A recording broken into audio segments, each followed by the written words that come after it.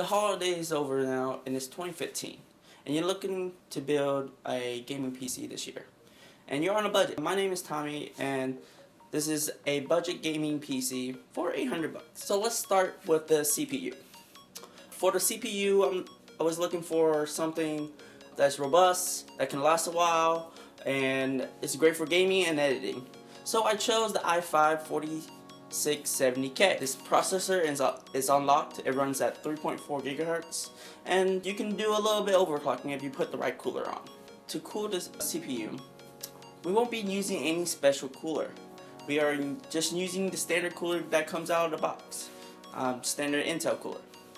But at a future date, you can upgrade to a Corsair H100i or a CM cooler of your choice, either air cool or water cool. Anything will work. For the motherboard, for this build, we're going with an awesome red and black theme.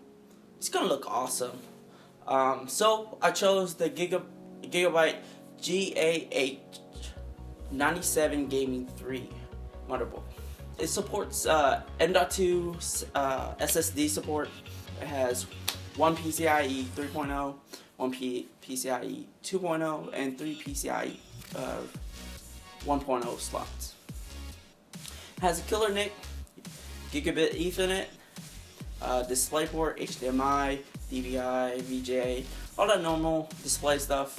4 USB 3.0s in the back, and 2 USB 2.0s. And it also comes with a wicked 3-year warranty. So for RAM, I chose 2 sticks of 4 gig Ripsaw 1600 memory. It's pretty awesome. It's red, and you can always upgrade to 16 gigs by adding another 8 gig kit. So 8 gigs of RAM. This is great for editing, great for gaming, and overall it's just performs really nice and fast. For storage, we are going with a 256 gig SSD from Crucial. But another option is a 1 terabyte Western Digital black hard drive.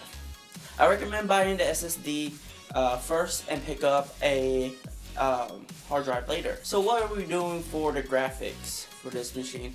Yes, Intel, the Intel processor has built-in graphics, but we are going for a gaming PC. For the gaming, we are going with a NVIDIA GTX 750 from NVIDIA. Although this card won't let you play Battlefield 4 at 4K or anything like that, but it will run Battlefield 4 at just standard 1080p, and it looks awesome. You can run all your Call of Duties and Minecraft, Skyrim, and all the mobile games, including League of Legends and Dota, and don't forget CSGO, just to name a few. This card isn't made to be future proof or anything like that, so make sure to save a little bit of cash for in the next couple of years to upgrade to support those demanding games coming out in the near future. So you might be asking, what are we using to power all this? Well, to power everything, I chose a reliable power supply from Corsair. The Corsair CX 600 watt semi-modular power supply.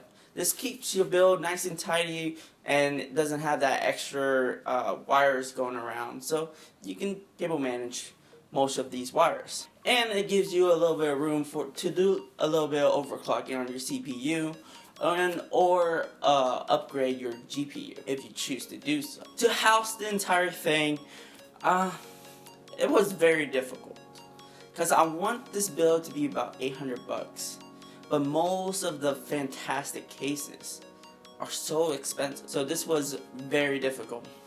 So I chose a case from Corsair called a Carbine Spec 01. This case has a 120mm fan in the front. It has 2 front USB 3.0 ports and can support up to 5 120mm fan. 2 on the top, 2 in the front, and overall look badass. So what are we running on this computer? So I chose a copy of Windows 8.1 64-bit.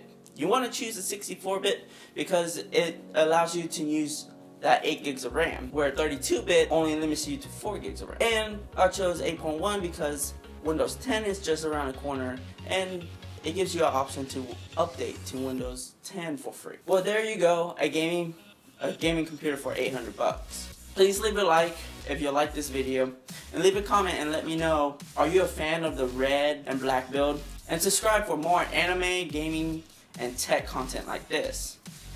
Once again, my name is Tommy with Fragment Entertainment, and I'll see you on the next one. Peace. Who are you today?